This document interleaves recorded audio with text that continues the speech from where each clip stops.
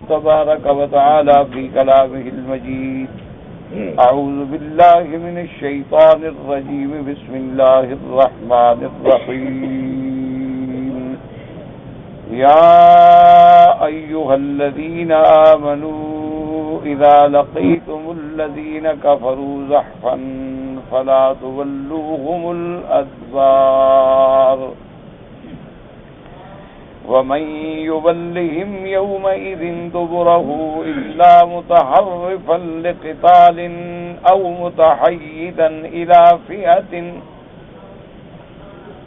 متحيزا إلى فئة فقد باء بغضب من الله ومأواه جهنم وبئس المصير. قال المؤلف والمفسر رحمه الله تعالى أدام النفع بعلومه وعلومكم في الدارين آمين. إلى أن قال يقول تعالى متوعدا على الفرار من الزحف بالنار لمن فعل ذلك. يا أيها الذين آمنوا إذا لقيتم الذين كفروا زحفا أي تقاربتم منهم ودنوتم إليهم فلا تولوهم الأدبار أي تفروا وتتركوا أصحابكم. اب مفسر رحمۃ اللہ علیہ ان آیات مبارکہ کی جو سورۃ الانفال کی آیات ہیں ارشاد فرماتی ہیں کہ اللہ تبارک و تعالی نے بطور وعید بطور تنبیہ ارشاد فرمایا کہ جو لوگ عین قتال میں زحف کا معنی ہوتا ہے جب آدمی آمنے سامنے آ جائے، بالکل سامنے آ جائے، اس وقت جو آدمی نعوذ باللہ پیٹھ دے کر بھاگتا ہے اس کے لیے اللہ تبارک و تعالی نے جہنم کی سزا کا ذکر فرمایا ہے. اس لیے فرمایا کہ یا ایھا الذین آمنوا اذا لقیتم الذین کفروا زحفا، زحفا کا معنی تقاربتم منہم، جب بالکل قریب ہو جائیں، ودنوتم الیہم، جب ان کے قریب نزدیک پہنچ جائیں، فلا تولوہم الادبار، اب پشت دے کے نہ بھاگیں کہ اے تفروا کہ تم بھاگ پڑو اور ساتھیوں کو وہیں چھوڑ دو.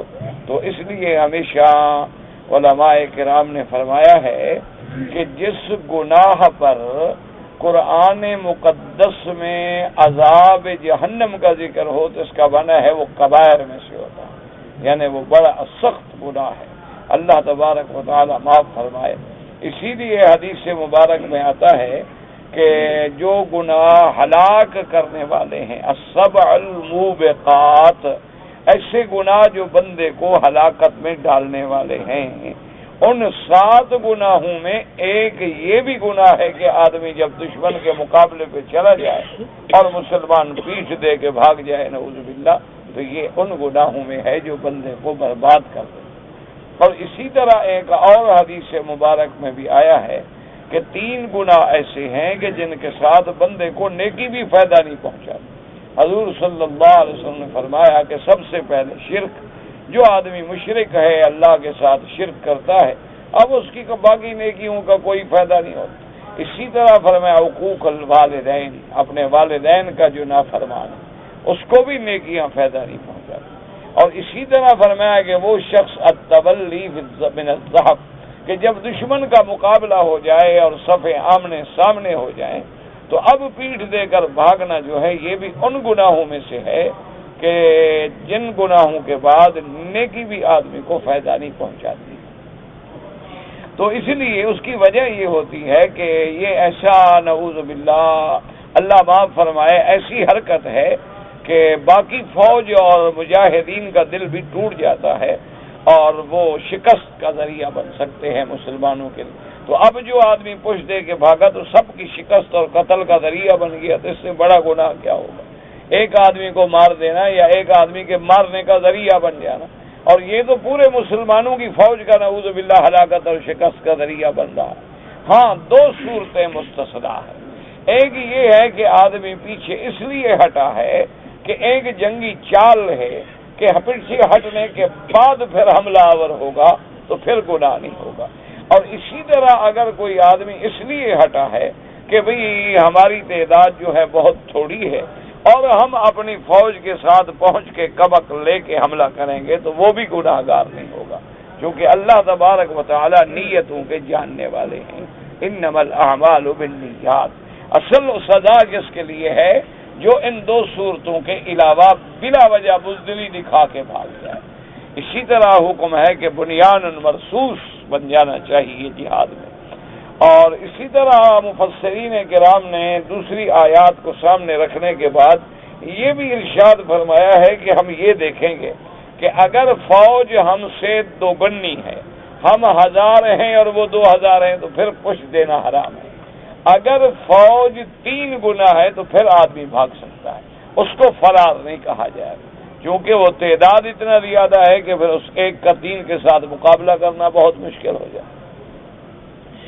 اب مفسر رحمۃ اللہ علیہ فرماتے ہیں وَمَن يُوَلِّهِمْ يَوْمَئِذٍ دُبُرَهُ إِلَّا مُتَحَرِّفًا لِقِتَالٍ أَن يَفِرَّ بَيْنَ يَدَيْ قَرْنِهِ مَكِيدَةً لِيُرِيَهُ أَنَّهُ قَدْ خَافَ مِنْهُ يَتْبَعَهُ ثُمَّ يَكِرُّ عَلَيْهِ فَيَقْتُلُهُ فَلَا بَأْسَ عَلَيْهِ فِي ذَلِكَ نَصَّ عَلَيْهِ سَعِيدُ بْنُ جُبَيْرٍ وَالسُّدَيِّ. اب مفسر رحمۃ اللہ علیہ فرماتے ہیں کہ ہاں اگر کوئی شخص یا فِرُّ بَيْنَ يَدَيْهِ دشمن کے سامنے سے فرار کرے، کیوں؟ مکیدتن یعنی جنگی چال کے اعتبار سے، اور وہ چاہتا یہ ہے لیریہو دشمن کو دکھا رہا ہے کہ ہم ڈر گئے، بھئی میں ہٹ رہا ہوں، اور چاہتا یہ کرو علیہ کہ پھر پلٹ کے اس پہ حملہ کرے، فیقتلہ اس کو قتل کر دے، فلا باس علیہ فی ذلک ایسا کرنے میں گناہ نہیں ہوگا. اسی پر سعید بن جبیر نے اور اسی پہ سدی نے فرمایا کہ یہ نص ہے کہ جو آدمی پیچھے ہٹ کے پھر حملہ کرنا چاہتا ہے تو وہ گناہ گار نہیں ہوگا. وقال الزاق ان يتقدم عن اصحابه ليرى غرة من العدو فيصيبها. یہ حضرت ضحاک فرماتے ہیں کہ ان يتقدم عن اصحابه کہ یہ اپنے ساتھیوں سے آگے بڑھ گیا تاکہ دیکھنا چاہتا ہے کہ دشمن غرہ کہتے ہیں دشمن کا پہلا حصہ کیا ہے، تو اس میں بھی کوئی حرج نہیں. او متحیزا الى فئة ای فر منها هنا الى فئة اخرى من المسلمین یعاونهم ویعاونونه فیجوز له ذلك. یعنی اگر وہ اس لیے بھاگا کہ یہاں ہماری تعداد تھوڑی ہے اور فلاں جگہ مسلمانوں کی فوج موجود ہے، میں وہاں پہنچ جاؤں اور وہاں سے کمک لے کے حملہ کروں، تو وہ بھی گناہ گار نہیں ہوگا. حتی لو کان فی سریۃ ففر الی امیرہ او الی الامام الاعظم دخل فی هذه الرخصۃ. حتیٰ کہ اگر سرایہ میں اس کو قتال کے لیے بھیجا جائے اور وہ وہاں سے اس لیے دوڑے تاکہ جا کر واپس جو ہے آ سکے، اور یا وہ اپنے امیر المومنین خود بادشاہ کے پاس واپس آ گیا تاکہ میں مدد لے کے پھر حملہ کروں، تو وہ بھی اس رخصت میں شامل ہے. قال الامام احمد حدثنا حسن قال حدثنا طہیر قال حدثنا یزید بن زیاد عبد الرحمن بن ابی لیلى عن عبد الله بن عمر رضي الله تعالى عنهما قال كنت في سرية من سرايا رسول الله صلى الله عليه وسلم فحاس الناس حيصة وكنت في من حاس فقلنا كيف نصنع وقد فررنا من الزحف وبؤونا بالغضب ثم قلنا لو دخلنا المدينة ثم بتنا ثم قلنا لو أردنا أنفسنا على رسول الله صلى الله عليه وسلم فإن كانت لنا توبة وإلا ذهبنا فأتيناه قبل صلاة الغداة فخرج فقال من القوم. اب حضرت امام احمد رحمۃ اللہ علیہ نے اس سند کے ساتھ حضرت عبداللہ ابن عمر رضی اللہ تعالی عنہما سے روایت نقل کی ہے. وہ فرماتے ہیں کنت فی سریت من سرایا رسول اللہ صلی اللہ علیہ وسلم. حضور پاک جب کوئی فوج بھیج دیتے دشمنوں کے مقابلے پہ اس کو کہتے ہیں سرایا، یعنی جس میں حضور پاک خود تشریف نہ لے جائیں. اگر حضور تشریف لے جائیں تو وہ غزوہ کہلائے گا، وہ سریہ نہیں کہلائے گا. سریہ وہ ہے کہ جس میں حضور پاک نے فوج تو بھیجی لیکن خود تشریف نہیں لے گئے. اسی طرح حضرت عبداللہ ابن عمر رضی اللہ تعالی عنہما فرماتی ہیں کہ ہم بھی ایک سریے میں تھے، جب وہاں گئے تو لوگوں کو خوف آیا، فحاس الناس لوگ لوٹ آئے، یعنی لوگ پیچھے لوٹنا، اور جب ہم لوٹے تو اب ڈر گئے. ہم نے کہا کیف نصنع وقد فررنا، اب ہم کیا کریں، ہم لوگوں نے تو فرار کیا، ہم تو پوچھ دے کے بھاگ آئے ہیں. وبؤنا بالغضب، اللہ نے فرمایا فقد باء بغضب من اللہ. باء بنا ہوتا ہے رجع، یعنی یہ تو اللہ کے غضب کو لے کے لوٹے ہیں. تو ہم لوگ بھی تو پھر فرار کر کے اللہ کے غضب کو لے کے لوٹے. پھر اس کے بعد ہم نے آپس میں مشورہ کیا کہ کیا کریں کہ چلو مدینہ منورہ تو پہنچے. بعد میں کہا کہ نہیں، ایسا کرتے ہیں کہ عرضنا انفسنا علی رسول اللہ صلی اللہ علیہ وسلم، کہ ہم اپنے آپ کو پیش کرتے ہیں حضور صلی اللہ علیہ وسلم کے. فَإِن كَانَتْ لَنَا تَوْبَةً، اگر تو ہمارے اس گناہ کے لیے توبہ کا دروازہ کھلا ہے اور توبہ ہو سکتی ہے تو ہم توبہ کریں، اور اگر ہمارے لیے توبہ کا راستہ بھی بند ہے تو فقط ذهبنا، پھر ہم چلے گئے. فَأَتَيْنَاهُ قَبْلَ صَلَاةِ الْغَدَاةِ، ہم سرکار مدینہ صلی اللہ علیہ وسلم کی خدمت میں آئے صبح سے پہلے. وَخَرَجَ، حضور اپنے گھر سے تشریف لائے. پوچھا مَنِ الْقَوْمُ، کون ہو بھی اس وقت؟ ہم نے کہا نحن الفرارون، یا رسول اللہ ہم وہ لوگ ہیں جو جنگ میں سے بھاگ کے آئے. فقال لا بل انتم الاکارون انا فیتکم وانا فیت المسلمین. حضور نے فرمایا نا تم فرارون نہیں ہو، تم تو لوٹنے والے ہو، اس لیے کہ تم مدد لینا چاہتے ہو تو میں تمہاری مدد کرنے والا ہوں، میں تمہاری جماعت ہوں. تو حضور صلی اللہ علیہ وسلم فاتحینہ حتی قبلنا یدہ، اس کے بعد حضرت عبداللہ ابن فرماتے ہیں کہ پھر جب ہمیں یہ معافی ملی اور خوشی ملی، ہم آگے بڑھے اور آ کر پھر ہم نے حضور صلی اللہ علیہ وسلم کے ہاتھوں کو بوسہ دیا. وَهَكَذَا رَوَاهُ أَبُو دَاؤُودُ وَالتِّرْمِذِي وَابْنُ مَاجَةَ مِنْ طُرُقٍ عَنْ يَزِيدَ بْنِ أَبِي زِيَادٍ. وقال الترمذي رحمه الله تعالى حسن لا نعرفه إلا من حديث ابن أبي زياد، ورواه ابن أبي زياد فيه وزاد في آخره. وقرأ رسول الله صلی اللہ علیہ وسلم هذه الآية. امام ترمذی رحمۃ اللہ علیہ فرماتے ہیں کہ یہ روایت جو ہے حدیث مبارک جو ہے حسن ہے، کیونکہ اس کے اصل یہ ہوتا ہے کہ اگر سند کے ایک سند میں ضعف ہے، ایک سند میں غرابت ہے، لیکن بعض سند روایات ایک دوسرے کی طاقت کا ذریعہ بن کے درجہ حسن تک پہنچ جاتی ہے. ایک روایت مبارک میں ہے جو نبی حاتم نے نقل کی ہے کہ حضور پاک نے یہ بھی فرمایا کہ انتم الاکارون، اور اس کے بعد قرأ هذه الآیہ، میرے آقا صلی اللہ علیہ وسلم نے پھر قرآن کی یہ آیت بھی تلاوت فرمائی. او متحیدا الی فئۃ، کہ ہاں اگر وہ جماعت کی طرف لوٹے تو گناہگار نہیں ہوگا. قال حضرت مانا قول الاکارون الرافون، اکار کا کیا معنی کہتے ہیں؟ یعنی جاننے والے، جو جانتے تھے کہ ہماری جماعت، ہماری کبک وہاں موجود ہے، وہاں لوٹ آئے، اس لیے کہ ہم مدد لے کے واپس لوٹیں.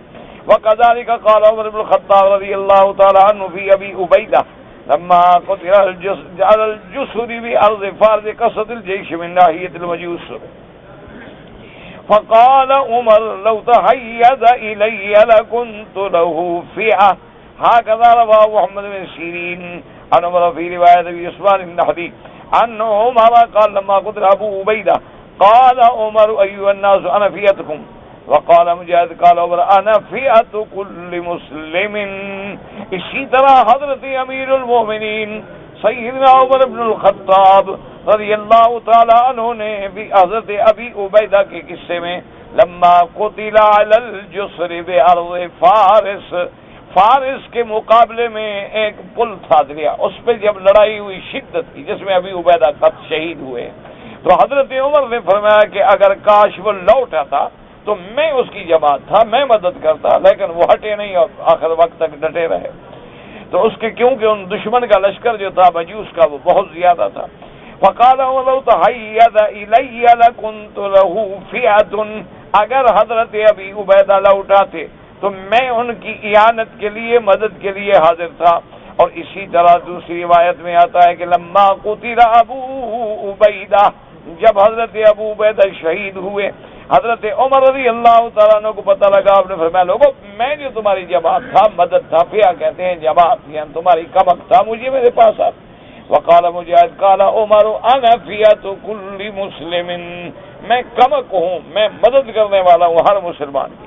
وقال ابن ابي حاتم حدثنا ابي قال حدثنا عبد الله بن مسعود قال حدثنا خلاد بن سليمان الحضرمي قال حدثنا نافع انه سأل ابن عمر رضی اللہ تعالی عنہما قلت انا قوم لا نثبت عند قتال عدونا ولا ندري من الفئة امامنا واسكرنا فقال ان الفئة رسول الله فقلت ان الله يقول اذا لقيتم الذين كفروا زحفا الآية فقال انما انزلت هذه يوم بدلا قبلها ولا بعدها وقال ذا في قول يوم تحيزا الى فئة. اب مفسر رحمۃ اللہ علیہ فرماتی ہیں حضرت ابن ابی حاتم نے یہ روایت نقل فرمائی ہے کہ سلیمان الحضرمی روایت کرتے ہیں نافع سے، وہ کہتے ہیں کہ میں نے حضرت عبداللہ ابن عمر سے پوچھا کہ انا قوم لا نثبت عند قتال عدونا، کہ ہم ایسے لوگ ہیں کہ دشمن کے مقابلے پہ جم نہیں سکتے، آخر انسان ہے، پاؤں اکھڑ جاتے ہیں، اور یہ بھی ہم نہیں جانتے کہ ہماری کمک کون ہے، فئہ سے مراد کیا ہے اور کہاں ہمارا لشکر ہے، تو پھر ہم کیا کریں؟ انہوں نے کہا فئہ سے مراد حضور پاک کی ذات ہے، جب حضور کی طرف لوٹ آئیں گے تو حضور پاک پھر مدد دیں گے، نصرت فرمائیں گے. فقلت ان اللہ یقول اذا لقیتم الذین کفروا زحفا فقال انما انزلت هذه الآیة في یوم بدر لا قبلها ولا بعدها. انہوں نے فرمایا کہ یہ تو خاص قصہ ہے، بدر کے لیے اتری ہے، اس کے علاوہ یعنی یہ حکم نہیں. لیکن انشاءاللہ آگے جا کے پڑھیں گے کہ جمہور کی رائے مبارک جو ہے وہ یہی ہے کہ مسلمانوں کو جب بھی دشمن سے مقابلہ ہو تو پشت دے کے نہ بھاگے، کیونکہ تولی یوم الزحف جو ہے یہ کبائر میں سے ہے، گناہ کبیرہ ہے اور انسان کو ہلاک و برباد کرنے والا ہے. الا یہ دو صورتیں مستثنا ہے کہ یا تو وہ حملہ کرنے کے لیے پیچھے لوٹا ہے یا پھر اپنی کبک لینے کے لیے پیچھے لوٹا. اور اسی طرح جب دوسری آیات انشاءاللہ پڑھیں گے سورۃ الانفال میں کہ الآن خفف اللہ عنکم وعلم ان فیکم ضعفا، اللہ نے رعایت کر دی، فإن یکم منکم مئۃ یغلبوا مئتین وإن یکم منکم الف یغلبوا الفین بإذن اللہ. پھر اللہ نے کہا بس اب ایک مقابلے پر دو، اگر کافر دو ہیں تم ایک ہو تو پھر پیچھے نہ ہٹو، اگر تم 1000 ہو وہ 2000 ہے تو پھر پیچھے نہ ہٹو، اللہ تمہاری مدد کرے گا، اللہ تمہاری نصرت کرے گا. لیکن اگر اس سے زیادہ ہو جائے تو پھر تو صاف ظاہر ہے کہ اب ایک آدمی تو 3 سے نہیں لڑ سکتا. اس لیے علماء نے فرمایا کہ اگر ایک آدمی فرار جتنے 2 کے مقابلے پہ بھاگا ہے تو وہ فرار ہے، اور اگر 3 ہیں یا 4 ہیں تو پھر فرار نہیں کہا جائے گا. اور اس کے بعد جناب فرماتے ہیں رحمۃ اللہ علیہ متحیزا الی فئۃ، المتحید متحید معنی الفاظ بھاگنے والا، الی النبی صلی اللہ علیہ وسلم واصحابہ وكذلك من فرد يوم الامير وصحابه وما ان كان الفرار لا عن سبب من هذه الاسباب فانه حرام وكبيرة من الكبائر لما رواه البخاری ومسلم رحمہ اللہ تعالی فی الصحیحین. اب مفسر رحمۃ اللہ علیہ فرماتے ہیں کہ معنی یہ المتحیز کا معنی کیا ہے کہ آدمی لوٹ کے آئے حضور پاک صلی اللہ علیہ وسلم کی خدمت میں یا حضور کے صحابہ کی طرف لوٹ آئے. اور اسی طرح اب مسئلہ یہ ہوگا کہ من فر الیوم الی امیرہ، اگر آج بھی کوئی شخص اپنے امیر کی طرف لوٹ آئے، او اصحابہ یا اپنی جماعت کی طرف لوٹ آئے، فاما ان کان الفوت مستثنا ہے، وہ اگر فرار ہے لیکن لا ان سبب کوئی سبب نہیں مناد سبب، فانہ حرام کہ پیچھ دے کے بھاگنا جو ہے یہ حرام ہے. وَكَبِيرَةٌ مِّنَ الْكَبَائِرِ، یہ کبائر گناہوں میں سے ہے، اللہ معاف فرمائے. جیسے کہ امام بخاری اور امام مسلم رحمۃ اللہ علیہ نے صحیحین میں یہ روایت نقل کی ہے عن ابی ہریرہ رضی اللہ تعالی عنہ قال قال رسول اللہ صلی اللہ علیہ وسلم اجتنبوا السبع الموبقات. قیل یا رسول اللہ وما ہن؟ قال الشرك بالله والسحر وقتل النفس التي حرم الله إلا بالحق وأكل الربا وأكل أموال اليتيم والتولي يوم الزحف وقذف المحصنات الغافلات المؤمنات وَلَهُ شَوَاهِدٌ مِّن وُجُوهٍ أُخَرَ۔ حضرت ابی ہریرہ رضی اللہ تعالیٰ عنہ سے روایت ہے، اور یہ حدیث مبارک جو ہے امام بخاری اور امام مسلم رحمۃ اللہ علیہ نے اپنی صحیحین میں یعنی صحیح بخاری اور صحیح مسلم نقل فرمائی ہے کہ حضور پاک صلی اللہ علیہ وسلم نے ارشاد فرمایا اجتنبوا السبع الموبقات، آپ نے فرمایا اپنے صحابہ کو کہ 7 گناہ جو ہلاک کرنے والے ہیں، جو برباد کرنے والے ہیں، ان گناہوں سے بچا کرو۔ قیل یا رسول اللہ صلی اللہ علیہ وسلم وما ہن، میرے آقا وہ کون سے 7 گناہ ہیں جو آدمی کو ہلاک کر دیتے ہیں؟ تو یہ یاد رکھنا یہ بہت بڑے گناہ ہیں اور ان سے بچنا بہت ضروری ہے۔ اسی لیے ہمیشہ یاد رکھیں کہ سب سے پہلی بنیاد ہے عقیدہ، یاد رکھ لو، اور عقیدے کے بعد جو ہے پھر جو اہم اللہ نے فرائض ذمہ لگائے ہیں وہ ادا کرو، اور فرائض ادا کرنے کے بعد یعنی یہ چیزیں تو ہو گئی نا مثبت کے عقیدہ صحیح ہو، اللہ نے فرائض ہیں، نماز فرض ہے، رمضان کا روزہ فرض ہے، ساری زندگی میں صاحب استطاعت کے لیے ایک دفعہ حج فرض ہے، اسی طرح اللہ نے اگر صاحب نصاب بنایا ہے یعنی اللہ نے تمہیں اتنا پیسہ دیا ہے کہ 7.25 تولے سونا یا 52.5 تولے چاندی کی قیمت بن جاتی ہے، ضروری نہیں کہ چاندی ہو یا سونا ہو، مقصد ہے کہ جتنا پیسے اس کے بنتے ہیں اتنا پیسے تمہارے پاس موجود ہے تو پھر زکوٰۃ کا ادا کرنا جو ہے وہ بھی فرض ہے۔ تو اس لیے ایک بات یاد رکھیں کہ پہلے عقیدے کی اللہ صحت نصیب فرمائے، صحیح عقیدہ توحید خالص نصیب فرما دے، اور اتباع سنت رسول اللہ صلی اللہ علیہ وسلم نصیب فرمائے، اور اس کے بعد آدمی ان فرائض میں کبھی غفلت نہ کرے، ایک ہمیشہ بنیاد رکھے۔ یہی وجہ ہے کہ یہ لوگ جو ہیں مثلا عرب الحمدللہ یہ زیادہ کامیاب ہیں، وجہ کیا ہے کہ ہمارے ہاں ہمارے ملکوں میں جو ہے وہ آداب پر اور نوافل پر، مستحبات پر، ان چیزوں پہ تو بڑا زور ہے لیکن فرائض سے غفلت۔ یعنی ایک آدمی اگر جائے گا مسجد کا بڑا احترام، بڑا ادب، لیکن فرض نماز ہی نہیں پڑھے گا۔ رمضان المبارک آ رہا ہے ماشاءاللہ جناب، تو پھر بڑا استقبال اور خوشیاں، اور گھر میں جناب کوئی 18 قسم کے کھانے پک رہے ہیں، رمضان اور روزہ نہیں رکھے گئے۔ ان لوگوں میں یہ بڑی خوبی ہے ماشاءاللہ، سب سے بڑی خوبی یہ ہے کہ اللہ کی رحمت سے ان کا عام چھوٹا بچہ جو پرائمری میں پڑھتا ہے نا عقیدہ اس کو بھی پڑھا دے، اور اللہ کی رحمت سے فرائض کے بھی پابند ہیں، زیادہ نفلیں نہیں پڑھیں گے، زیادہ سنن کی بھی اگر ہوگا ٹھیک ورنہ نہیں، مقصد ہے کہ جو موقع ہے پڑھ لیں گے، اس کے علاوہ زیادہ زور نہیں دیں گے۔ اچھا اسی طرح آپ دیکھیں اب طواف کریں گے تو یہ حجر اسود پہ نہیں لڑیں گے، رکن یمانی پہ نہیں لڑیں گے، کیوں بوسہ دینا ٹھیک ہے، موقع مل جائے الحمدللہ، نہ ملے الحمدللہ۔ تو ہم لوگ جو ہے بوسہ دینے کے لیے اپنا طواف برباد کر دیں گے۔ بھائی اصل چیز تو طواف ہے نا، بوسہ تو اس کا ایک جز ہے۔ اب یہ کون سی بات ہوئی کہ آدمی طواف کے بوسہ دینے کے لیے اپنے طواف کو برباد کر دے، کوئی الٹا کھڑا ہے، کوئی سیدھا کھڑا ہے، کوئی ادھر سے لائن آ رہی ہے، کوئی ادھر سے لائن آ رہی ہے، عورتوں سے ٹکرا رہے ہیں، اختلاط ہو رہا ہے، دھکے دے رہے ہیں، یہ کون سا طواف ہے بھائی؟ اور اسی طرح اللہ کے نبی نے فرمایا کہ ان 7 گناہوں سے بچو۔ یہ 7 گناہ جو ہیں انسان کو برباد کرنے والے ہیں۔ صحابہ نے پوچھا حضور وہ 7 گناہ کون سے ہیں جو بندہ برباد ہو جاتا؟ حضور نے فرمایا کہ سب سے پہلے الشرک باللہ، اللہ کے ساتھ، اور دوسری چیز السحر، جادو کرنا۔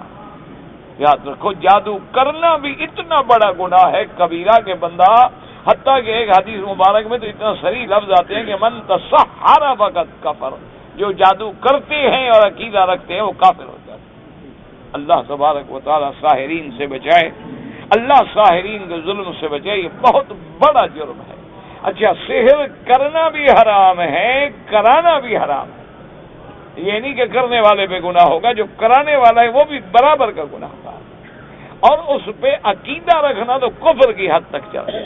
اللہ تبارک و تعالی معاف فرمائے۔ تو پہلا گناہ سب سے بڑا کیا ہے؟ شرک، اور دوسرا کیا ہے؟ السحر، جادو، اور تیسرا کیا ہے؟ حضور پاک صلی اللہ علیہ وسلم نے فرمایا کہ وَقَتْلِ النَّفْسَ الَّتِي حَرَّمَ اللَّهُ إِلَّا بِالْحَقِّ، کسی بندے کا قتل کرنا بغیر، ہاں مگر وہ جس کو اللہ نے اجازت دی، قاتل ہے اس قتل ہوگا، اگر وہ محسن زانی ہے تو رجم ہو کے قتل ہوگا، لیکن اس کو بھی ہمیں حق نہیں ہے کہ ہم قتل کر دیں، کہ ایک آدمی کا قاتل ہے تو وہ جا کے قتل کر دے، پھر وہ اس کے قاتل کو قتل کر دے، یہ تو فساد ہو گیا دنیا میں۔ یعنی امیر فیصلہ کرے گا، حکومت فیصلہ کرے گی، عدالت فیصلہ کرے گی۔ 3 گناہ ہو گئے، اور چوتھا بڑا گناہ جو آدمی کو برباد کرتا ہے وہ ہے اکل الربا، کسی قسم کا سود لینا دینا، کھانا کھلانا، گواہی دینا، اس پہ اللہ کا قہر ہے، اللہ کی لعنت ہے، اور وہ ہلاک کر دینے والا۔ یعنی ربا جو ہے، التعامل بالربا، سود، یہ اتنا بڑا گناہ ہے کہ حتیٰ کہ فقہاء نے لکھا ہے کہ جن عمارتوں میں سودی کاروبار ہو اس کے سائے میں بیٹھنا بھی حرام۔ اللہ تبارک و تعالیٰ سے دعا کریں اللہ نجات دے، اللہ مسلمان ملکوں کو اس عذاب سے چھڑائے۔ یہ ایک ایسا عذاب ہے کہ جو بھی فرد ہو، جماعت ہو یا ملک، جو بھی ربا میں پھنس جائے گا ساری زندگی بھیک مانگتا ہے۔ یہ تو وقتی طور پہ ہوتا ہے نا جی، لوگوں کو پیسہ آ گیا، آپ دے رہے ہیں، آپ سمجھتے ہیں بڑے آدمی، کوئی بڑے آدمی نہیں، نہ ان کو نیند نصیب ہے، نہ ان کو آرام نصیب ہے، نہ ان کے گھروں میں پھر دین باقی رہتا ہے۔ یہ اتنا بڑا گناہ ہے جو بندے کو ہلاک کر دینے والا۔ یمحق اللہ الربا ویربی الصدقات، اللہ تبارک و تعالی ربا کو برباد کر دے۔ اللہ تبارک و تعالی سے دعا کریں کہ اللہ ہمیں ربا سے اور سود کی ہر قسم سے محفوظ رکھے۔ اچھا یہ جناب گناہ ہو گئے، کتنے ہو گئے؟ الشرک والسحر، شرک یاد کرنے، بڑے یاد کرنے والے ہیں، بھول جاتا ہے اکثر آدمی۔ ایک تو کیا ہے؟ شرک، دوسرا گناہ کیا ہے؟ جادو، سحر، تیسرا کیا ہے؟ کسی کو قتل کرنا، اور چوتھا کیا ہے؟ اکل الربا، سود کا کھانا، اور پانچواں گناہ کیا ہے ہلاک کرنے والا؟ وہ اکل مال الیتیم، یتیم کا مال کھا جانا۔ ان الذین یأکلون اموال الیتامی ظلما، اللہ نے فرمایا وہ ایسے ہے جیسے انگارے کھا رہے ہیں۔ اب بظاہر تو مال کھا رہے ہیں، حلوے کھا رہے ہیں، انگارے تو نہیں، لیکن معال اور انجام اس کا کیا ہے؟ انگارے اور نار ہے۔ اسی طرح جناب اس کے بعد حضور نے فرمایا وَالتَّوَلِّي يَوْمَ الزَّحْفِ، اور عین قتال میں پشت دے کے بھاگنا جو ہے یہ بھی کبائر میں ہے۔ اور فرمایا وَقَذْفِ الْمُحْصَنَاتِ الْغَافِلَاتِ الْمُؤْمِنَاتِ، کسی مومنہ پاک باز عورت پہ ناحق تہمت لگانا یہ بھی کبائر میں سے ہے۔ یعنی ایک عورت ہے بیچاری، پاک ہے، معصوم ہے، اس نے کوئی گناہ نہیں کیا، لیکن اس پہ یہ تہمت لگا دینا نعوذ باللہ، تو یہ کسی عورت پہ تہمت لگانا جو ہے زنا کی نعوذ باللہ، یہ اتنا بڑا گناہ ہے کہ بندے کو ہلاک و برباد کر دیتا ہے۔ اور یہ صحیحین میں ہے، اور اس کے علاوہ بھی بہت روایات میں اس کے شواہد ہیں۔ اگر ان 2 صورتوں کے علاوہ کوئی بندہ بھاگا تو نتیجہ کیا ہوگا؟ فرمایا وَقَدْ بَاءَ بِغَضَبٍ مِّنَ اللَّهِ وَمَأْوَاهُ جَهَنَّمُ وَبِئْسَ الْمَصِيرُ، فَقَدْ بَاءَ رَجْعَ، یعنی وہ لوٹا اس حال میں بِغَضَبٍ مِّنَ اللَّهِ، اللہ کا قہر، اللہ کی ناراضگی لے کے لوٹا ہے، یعنی اس کا مصیر اور منقلب اور لوٹنا قیامت والے، یہ تو دنیا میں غضب ہے، اور آخرت میں کہاں لوٹے گا؟ فرمایا وَبِئْسَ الْمَصِيرُ، جہنم کی طرف لوٹے گا، جو برا ٹھکانہ ہے لوٹنے کا۔ وقال الامام احمد حدثنا زكريا بن عدي قال حدثنا عبد الله بن مرزقي عن زيد بن ابي انيس قال حدثنا جبل بن صعيب عن ابي المثنى الابدي سمعت السدوسي عن الخصاصي وبشير بن معبد قال اتيت النبي صلى الله عليه وسلم لأبايعه فاشترط علي شهادة أن لا إله إلا الله وأن محمدا عبده ورسوله. اب جناب فرماتی ہیں کہ میں حضور پاک کی خدمت میں آیا بشیر بن معبد تاکہ حضور کے ہاتھ پہ میں بیعت کر سکوں. حضور پاک نے مجھے بیعت فرمائے، بیعت علی الاسلام ہے، اور میرے آقا نے سرکار دو عالم صلی اللہ علیہ وسلم نے فرمایا کہ میں بیعت کرتا ہوں تجھے اسلام پہ، لیکن یہ شرطیں قبول کرو. سب سے پہلی شرط یہ ہے کہ شہادت اللہ الہ الا اللہ وان محمد رسول اللہ، اللہ کی توحید اور میرے آقا کی رسالت. اور اس کے بعد وان اقیم الصلاۃ، اور دوسری شرط یہ ہے کہ میں نماز قائم کروں گا. قائم کرنے کا کیا معنی ہے کہ نماز کو اس کے اوقات میں، اس کے آداب سے اور شروط ارکان و سنن سے ادا کرے. یہ نہیں کہ ٹکرے مار لے، وہ اقامت کا معنی ہی یہی ہوتا ہے. وَأَنْ أُؤَدِّ الزَّكَاةَ، اگر اللہ پیسے دے تو پھر زکوٰۃ ادا کرے. وَأَنْ حُجَّ حَجَّةَ الْإِسْلَامِ،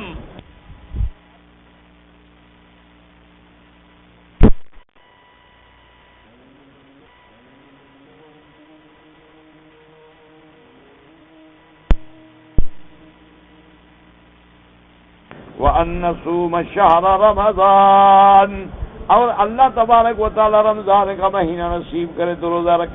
وَأَنْ أُجَاهِدَ فِي سَبِيلِ اللَّهِ، اور اللہ کے راستے میں جہاد.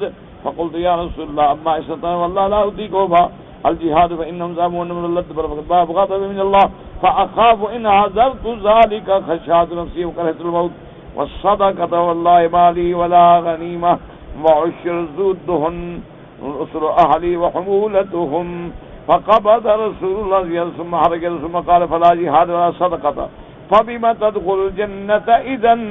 قلت يا رسول الله أنا أبايعك بايعت إليهن كلهن. هذا حدیث غریب من هذا الوجه والمخرج والقدس ستة. اب صحابی کہتی ہیں کہ جب حضور پاک نے کہا تو میں نے عرض کیا کہ یا رسول اللہ صلی اللہ علیہ وسلم دو چیزیں ہیں ان کی میں طاقت نہیں رکھتا. ایک تو آپ نے حکم دیا ہے جہاد کا، حضور میں جہاد نہیں کر سکتا، میں کمزور آدمی ہوں، ڈرتا ہوں کہ اگر میں جہاد میں جاؤں اور میں پشت دے کے بھاگوں تو پھر بھی تو جہنم میں جاؤں.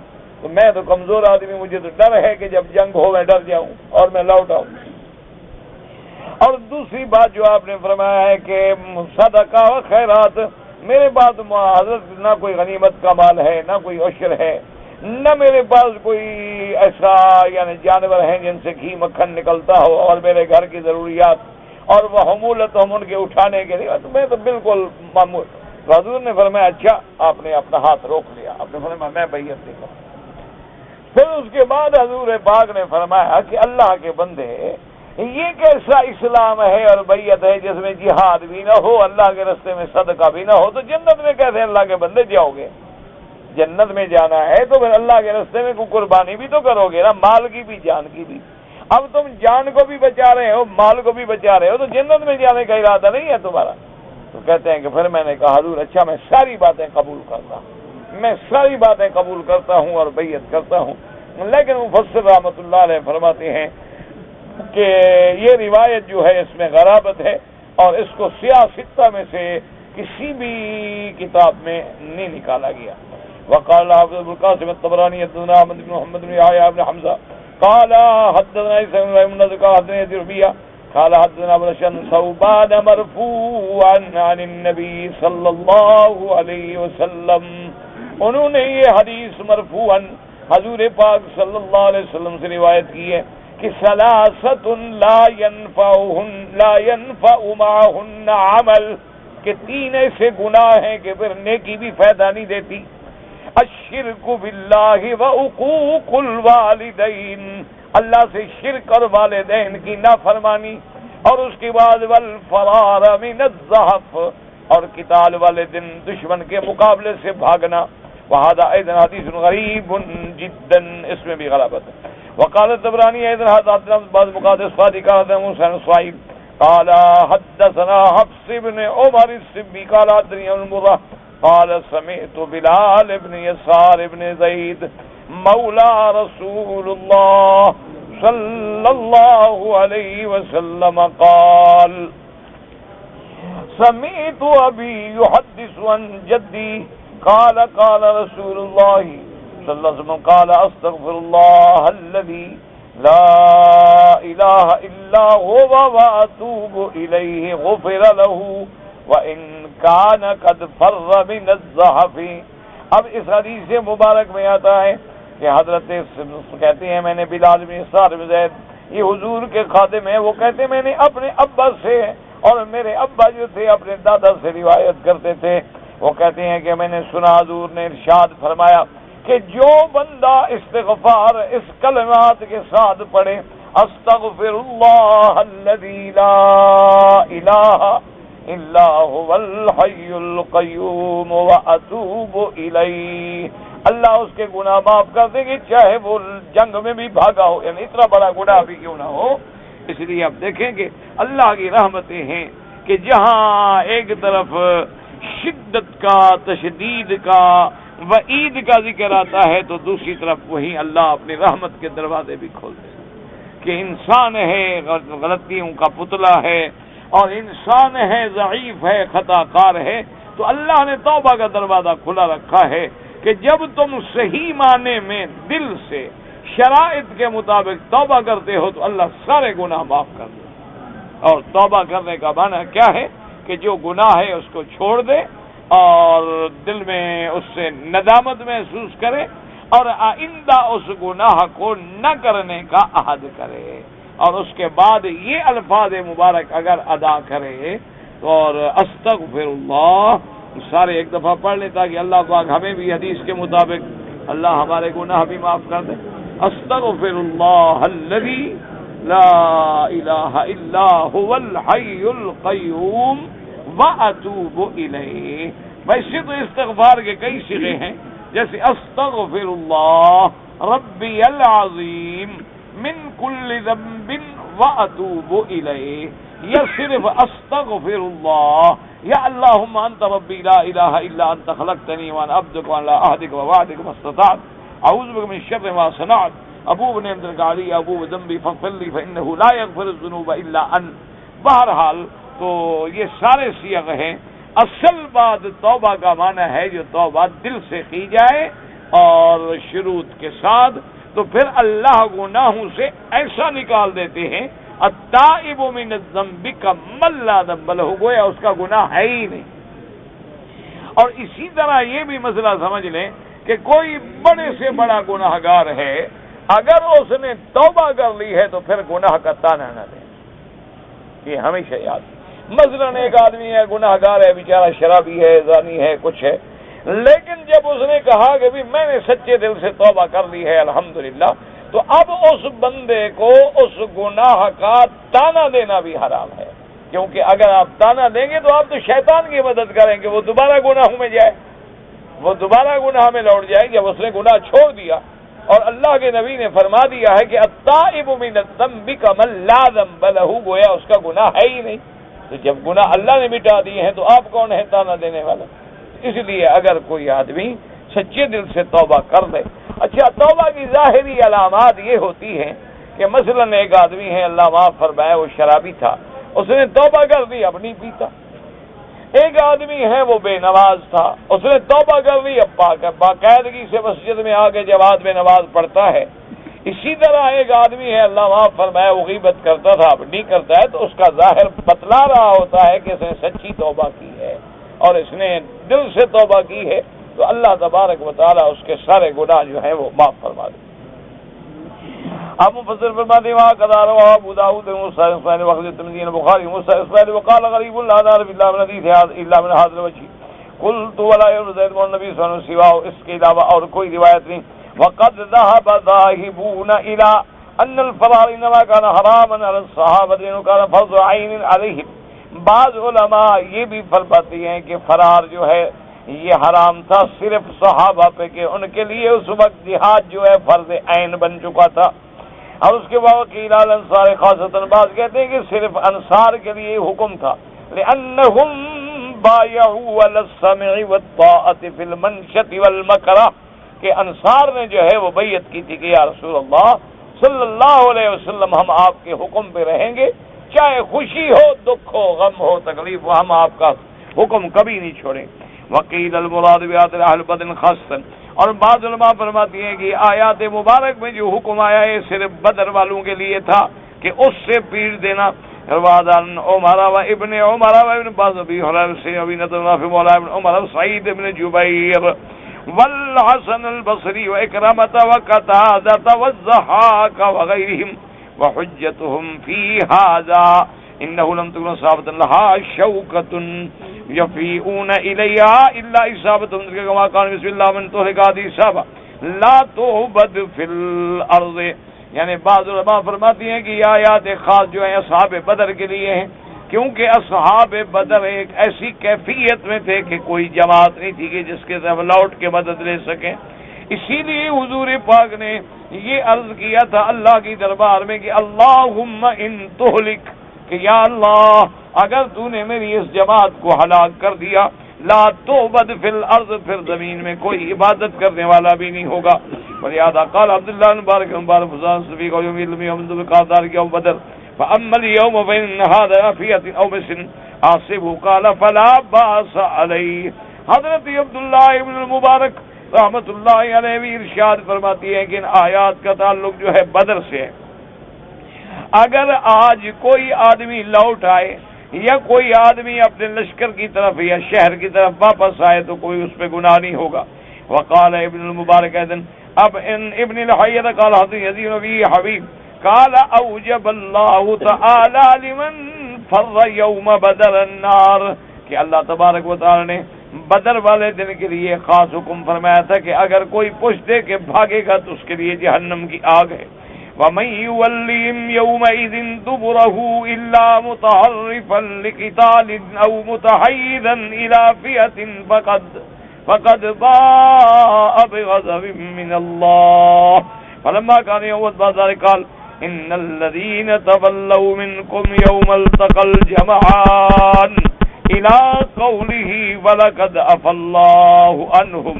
ثُمَّ كَانَ يَوْمُ حُنَيْنٍ بَعْدَ سَبْعِينَ قال ثم وليتم مدبرين ثم يتوب الله من بعد ذلك على من يشاء. ابو فضل رحمۃ اللہ علیہ فرماتے اسی طرح احد میں اور اسی طرح حنین میں بھی جب صحابہ کے پاؤں اکھڑ گئے اور صحابہ پیچھے لوٹے، اس کے بعد اللہ تبارک و تعالی نے فرمایا دیا ثم یتوب اللہ من بعد ذلك على من یشاء. وفی سنن ابو داؤد حاکم مسلم وابن مرتضی داؤد بن النبی نظرت النبی سعید انه قال في هذه الآية ومن يولهم يومئذ دبره انما انزلت في اهل بدر وهذا كل لا ينفي يقول فرام الزافي حراما على غير أهل بدر وإن كان سبب نزول الآية فيهم كما دل عليه حديث أبي هريرة متقدم أن الفرار من الزحف من الموبقات كما هو مذهب الجماهير. تو اب اس میں 3 قول ہو گئے. ایک قول جو ہے وہ یہ ہے کہ اگر کوئی آدمی اللہ نہ کرے جنگ میں دشمنوں کے عین سامنے سے پشت دے کے بھاگے تو یہ اتنا بڑا گناہ ہے کہ کبائر میں سے ہے اور بندے کو ہلاک کر دینے والا. اور بعض علماء نے فرمایا کہ یہ آیات جو ہیں یہ وعید جو ہے صرف اہل بدر کے لیے نازل ہوئی، اور بعض علماء نے فرمایا کہ یہ آیت جو ہے عام ہے اور حکم جو ہے عام ہے. اب مسئلہ واضح ہو گیا کہ اگر کوئی آدمی اللہ نیتوں کو جانتے ہیں دشمن کے مقابلے پہ پشت دے کے بھاگے گا تو یہ سب الموبقات ان 7 گناہوں میں ہیں جو بندے کو برباد کر دیتے ہیں. ہاں اگر وہ اس لیے لوٹا ہے کہ پھر دشمن پہ حملہ کرے یا اس لیے لوٹا ہے کہ اپنی کمک لے کے دوبارہ آئے اس پر یہ گناہ نہیں ہوگا. اور 7 گناہ جو ہلاک کرنے والے ہیں وہ کیا تھے؟ الشرک باللہ، ایک اللہ کے ساتھ شرک، دوسرا کیا ہے جادو، تیسرا کیا ہے قتل، کسی کو ناجائز قتل کرنا، چوتھا ہے اکل الربا، اور 5واں کیا تھا اکل مال یتیم، یتیم کا مال کھانا، اور چھٹا کیا ہے کہ جنگ میں پشت دے کے بھاگنا، اور ساتواں کیا ہے کسی مومنہ عورت پہ تہمت لگانا۔ اللہ ان گناہوں سے معاف کرے، بچائے۔ دعا کریں اللہ ہر مسلمان کو بچائے، اللہ تبارک و تعالی تمام کبائر سے بچائے، اور جو ہم نے گناہ کیے ہیں، غلطیاں کی ہیں، اللہ معاف فرما دے۔ استغفر اللہ الذی لا الہ الا هو الحی القیوم واتوب الیہ۔ بھائی رکن یمانی پر جو ہے سنت یہ ہے، یاد رکھو کہ اگر اللہ تبارک و تعالی طواف نصیب فرمائیں تو جب رکن یمانی پہ آئیں تو صرف داہنا ہاتھ، یہ داہنا ہاتھ جو ہے نا، بسم اللہ اللہ اکبر، بس یہ سنت ہے۔ ایک بعض لوگ جو رکن یمانی پہ آ کے اللہ معاف کرے رش میں بایاں ہاتھ رکھ لیتے ہیں، یا دونوں ہاتھ لگاتے ہیں، یا چمٹ کے بوسہ دیتے ہیں، تو یہ سنت میں ثابت نہیں۔ سنت رسول اللہ صلی اللہ علیہ وسلم یہ ہے کہ اگر اللہ موقع دے دے اور آپ قریب میں ہیں اور موقع ہے تو بسم اللہ اللہ اکبر، بس ہاتھ لگائیں ہیں، اور اگر موقع نہ ملے تو پھر گزر جائے، پھر بسم اللہ اللہ اکبر کہنے کی ضرورت بھی نہیں ہے اور اشارہ کرنے کی ضرورت بھی نہیں ہے۔ یعنی حجر اسود پہ بوسہ دینا سنت ہے، بوسہ نہ دے سکیں ہاتھ لگا کے بوسہ دے دیں، اگر ہاتھ بھی نہ لگ سکے تو دور سے اشارہ کر دیں، لیکن رکن یمانی پہ صرف ایک ہاتھ، تقبیل بھی نہیں ہے، اور اگر موقع نہ ملے تو پھر کسی اشارہ کرنے کی ضرورت بھی نہیں ہے۔ البتہ بعض روایات میں یہ بھی آتا ہے کہ یہ ایک ایسا مقام ہے کہ جب آدمی یہاں پہنچ کے کہتا ہے بسم اللہ اللہ اکبر وللہ الحمد انی اسألک العفو والعافیہ، تو اللہ کے فرشتے کہتے ہیں آمین، کہ یا اللہ اس کی دعا منظور فرما۔ تو اسی لیے بعض علماء نے فرمایا کہ اگر اللہ موقع دے تو یہاں سب سے بہتر دعا یہ ہے کہ بسم اللہ اللہ اکبر وللہ الحمد انی اسألک العفو والعافیہ، اور آگے بڑھے ربنا آتنا فی الدنیا حسنۃ وفی الآخرۃ حسنۃ وقنا عذاب النار۔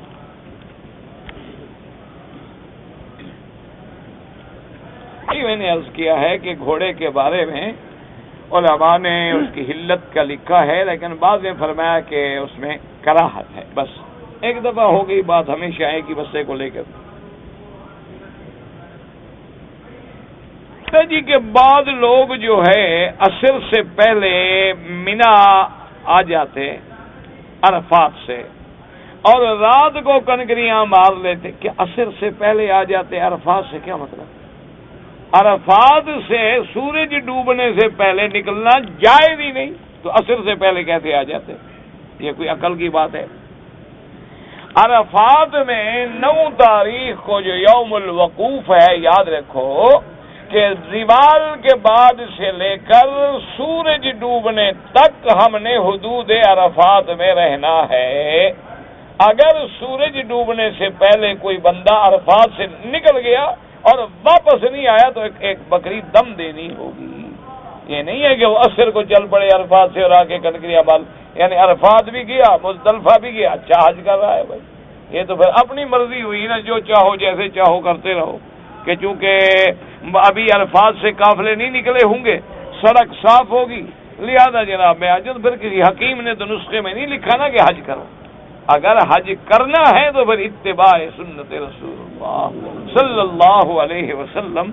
میرے آقا نے سارا دن مبارک جو ہے وہ عرفات میں گزارا، اور غروب شمس کے بعد حضور عرفات سے تشریف لائے اور رات مزدلفہ میں پہنچے، اور مغرب اور عشاء آپ نے مزدلفہ میں پڑھی، پھر رات مزدلفہ میں گزاری، 10 تاریخ کی صبح کی نماز بھی آپ نے مزدلفہ میں پڑھی، اور اس کے بعد مینا تشریف لے آئے۔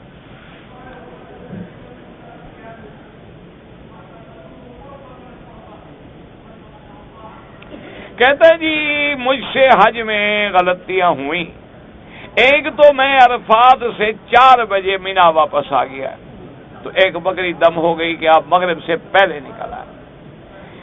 پھر واپس رات مزدلفہ چلا گیا. خیر وہ تو آپ مزدلفہ چلے گئے لہذا وہ تو غلطی نہ رہی آپ کی، اس سے تو آپ بچ گئے.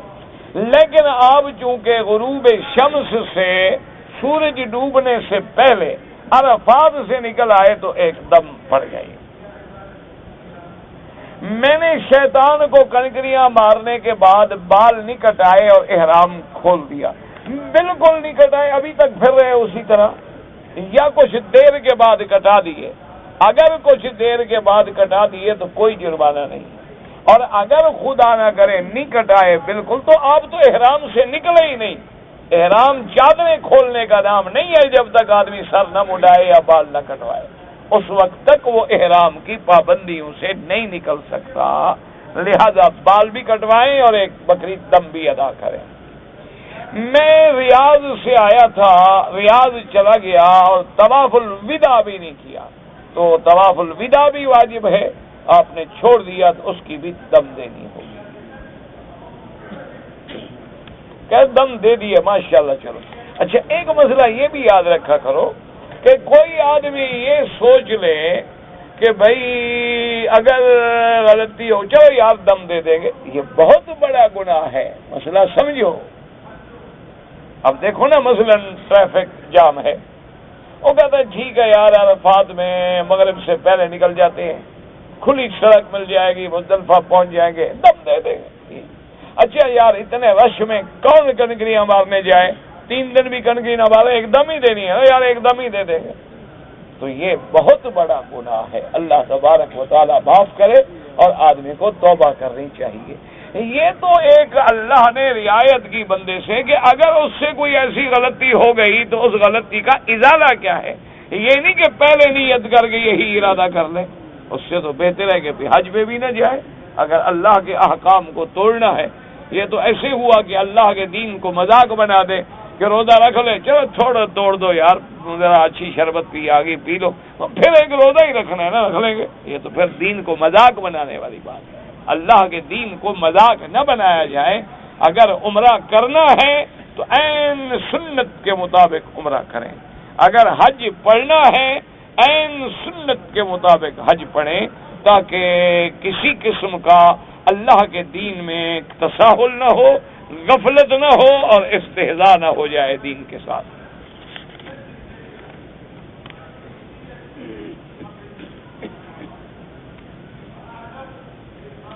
کھٹمل جو ہے وہ کہتے ہیں جی اس پہ کوئی دوائی اثر نہیں کرتی، تو مجبوراً اس کے مارنے کے لیے گرم پانی ڈالنا پڑتا، تو موذی کے مارنے کے لیے انشاءاللہ کوئی تکلیف نہیں ہوگی. فرزانہ کسی کا نام ہے، اس کا معنی کیا ہوگا؟ جس نے نام رکھا ہے اس سے پوچھو، میں کوئی ذمہ دار ہوں. چاند نظر آنے کے بعد دعا مانگنا جو ہے سنت ہے.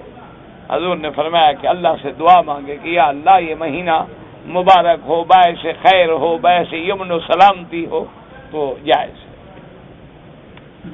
عید کے دن جو لوگ ملتے ہیں وہ بھی کوئی حرج نہیں، ملنا تو مسلمان کا سنت ہے.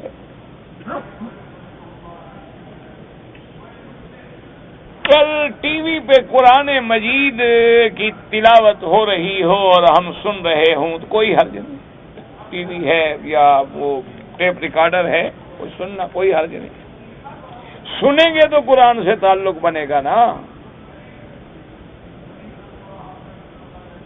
جی کہ ابو جہل نے اللہ کے گھر میں آ کے دعا کی اور اللہ نے اس کی دعا قبول کی، اچھی قبول کی. اب جو اتنا جاہل ہو، اب میں کیا کروں؟ اللہ نے ابو جہل کی دعا قبول کر لی، وہ تو بدبخت مارا گیا، اچھی دعا قبول ہوئی، فتح ہو گئی اس کو. اس نے تو کہا تھا جو حق ہو تو حق حضور تھے، تو حضور کے حق میں دعا قبول ہوئی، ابو جہل کے حق میں دعا قبول ہوئی. عجیب آدمی ہے. اب ایک مسئلے کو نہ سمجھنا، اور پھر ایک بہت بڑی مصیبت یہ ہے کہ ایک تو بات نہیں سمجھتے، اور پھر ذمہ دار بھی دوسرے کو بناتے ہیں کہ مولوی مکی نے یہ کہا تھا اور مولوی مکی نے یہ کہا تھا، اور انا للہ و انا الیہ راجعون. پھر غیبت سے بھی باز نہیں آتے اور اپنے حرکتوں سے بھی باز نہیں آتے. ہم تو کچھ بھی نہیں کہتے بھی، بس یہی کہتے رہتے ہیں کہ حسبی اللہ لا الہ الا ہو علیہ توکلت وہو رب العرش العظیم.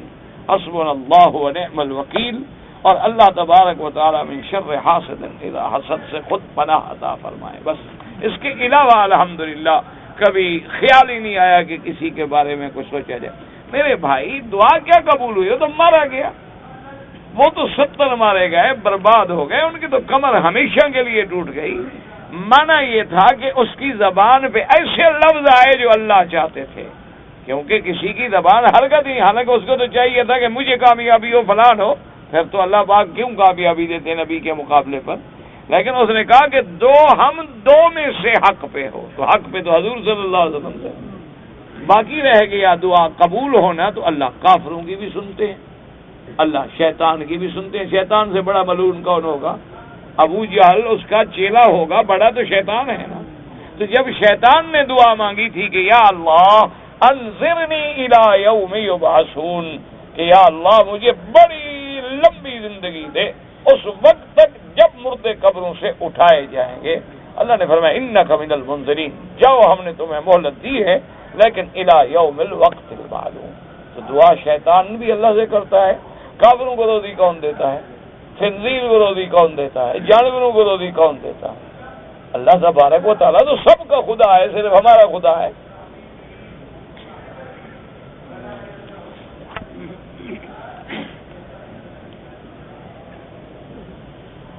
بہت پریشان ہوں، پریشان حال جو ہو اس کی دعا سننے کا اللہ نے قرآن میں خود فرمایا ہے کہ امن یجیب المضطر اذا دعاہ ویکشف السوء۔ تو آپ پریشان حال ہیں، پریشانی میں خودکشی وغیرہ حرام ہے، یعنی ایسا گناہ کرو کہ پھر قیامت تک اسی کی سزا بھگتتے رہو اور قیامت میں بھی سزا بھگتتے رہو، تو کیا فائدہ ہوا؟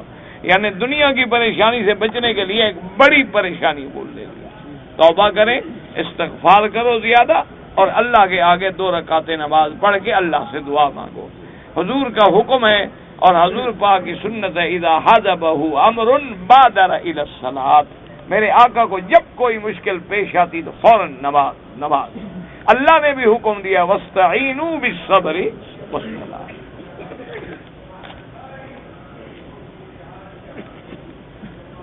کہ شادی کے دوران جو شادی کا کھانا ہے وہ مردوں کی طرف سے ہوگا یا عورت کی طرف سے؟ ماشاءاللہ ابھی تک اس کو یہ بھی سمجھ نہیں ہے۔ اللہ کے بندے، کھانا تو دونوں گھروں میں ہوتا ہے، لیکن سنت یہ ہے کہ ولیمہ دولہا نے، مرد نے کرنا ہے، عورت نہیں ولیمہ کرتی۔ ولیمہ جو ہے سنت وہ شادی کے بعد مرد پہ ہے، دولہا پہ ہے، عورت پہ نہیں ہوتا۔ ایک ان کی لڑکی بھی لے آؤ، کھانا بھی تمہیں وہ کھلائیں، ماشاءاللہ اچھی نیت ہے ابھی اس کی۔ ایک آدمی پہ کسی غلطی کی وجہ سے دم لاگو ہو گیا، اس نے بینک میں جا کر دم کے پیسے دے دیے، ان کو کہہ دیا یہ دم کے ہیں، وہ دم کر دیتے ہیں، انشاءاللہ ادا ہو جائے گا۔ کیونکہ بینک والوں نے باقاعدہ اپنے فارم میں رکھا ہوتا ہے کہ بھئی یہ حد، یہ تمتع ہے، یہ شکرانہ ہے، یہ قربانی ہے، یہ دم ہے۔ تو جب آپ ان کو پیسے دیں گے اور کہیں گے کہ دم ہے، انشاءاللہ وہ ادا کریں گے۔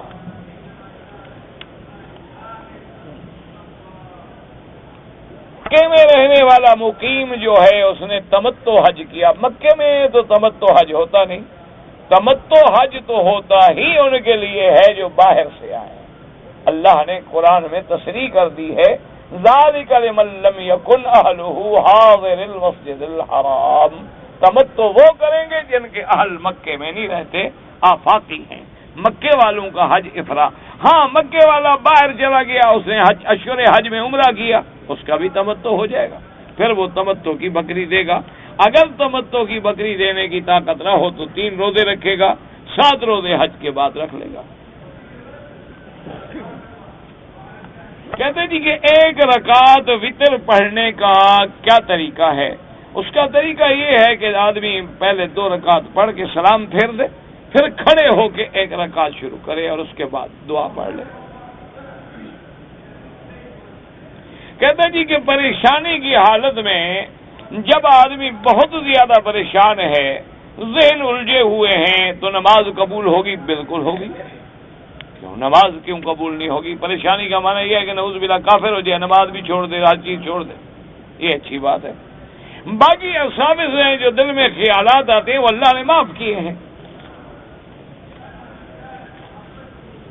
پھر مسلمانوں کو مارتے ہیں، اگر کافر مارے مسلمانوں کو تو اب مسلمان کو بھی مارنا جائز ہے، وہ تو کافر ہر بھی ہو گیا، اس کا مارنا جائز ہے۔ بہرحال ہم ایک جگہ کام کرتے ہیں، کچھ ساتھی، تو ہم لوگوں کے کپڑے جو تھے وہ خراب ہو گئے، پلید ہو گئے، گندے ہو گئے۔ گندے کا معنی ایک ہے کہ میلے ہو گئے، چھینٹے پڑ گئے، لیکن ایک ہے پلید ہو گئے۔ اگر پلید نہیں ہوئے تو کوئی حرج نہیں، اگر وہ گندا پانی تھا، پاک نہیں تھا اور کپڑے پلید ہو گئے تو اس میں نماز پڑھی ہے تو ناجائز ہے، نماز دوبارہ پڑھے۔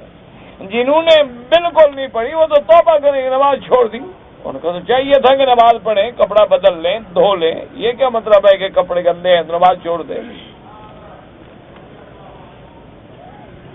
یہ خوابوں کا پتہ نہیں لگتا، خواب کی تعبیر ایک علیحدہ علم ہے، اللہ پاک نے جن کو توفیق دی ہو، جو جانتے ہوں ان سے جا کے پوچھا کریں۔ ایک آدمی حنفی مسلک پر ہے، اس نے عمرہ کیا ہے اور سر میں صرف 2-3 جگہ ٹک لگایا ہے تو دم پڑ گئی اور بال بھی کاٹے، سر پہ اس طرح پھروائے یا جتنے بال ہیں ان کا چوتھا حصہ کاٹے۔ کہ جب ہم مسجد میں داخل ہوتے ہیں تو 2 رکعت تحیۃ المسجد جو ہے وہ سنت ہے، بالکل سنت ہے، لیکن اگر ہم مسجد میں داخل ہوں اور نماز کھڑی ہو چکی ہے تو پھر نماز میں داخل ہو جائیں، اب تحیت نہیں پڑھنی ہے، چونکہ نماز پڑھی جا رہی ہے اور تم نفلیں پڑھ رہے ہو تو فوراً نماز میں شریک ہو جائیں، کیونکہ جب نماز کھڑی ہو جائے تو اب اور کوئی نماز نہیں پڑھی جائے۔ اس وجہ سے آئے تھے، لیکن خوف کی وجہ سے کیونکہ اجازت نہیں تھی تو ہم نے احرام نہیں باندھا تھا۔ افضل تو میرا بھائی یہی ہے حناف کے نزدیک کہ دوبارہ آپ عمرہ کر لیں تاکہ جو عمرہ چھوڑا ہے وہ آپ کا عمرہ ادا ہو جائے، اور ان کے بعض قول میں تو باقاعدہ دم بھی پڑ جاتی ہے۔ باقی ائمہ فرماتے ہیں کہ عمرے کی نیت نہیں تھی، اس کی نیت ہی نہیں ہے تو کوئی دم نہیں بھی اپنے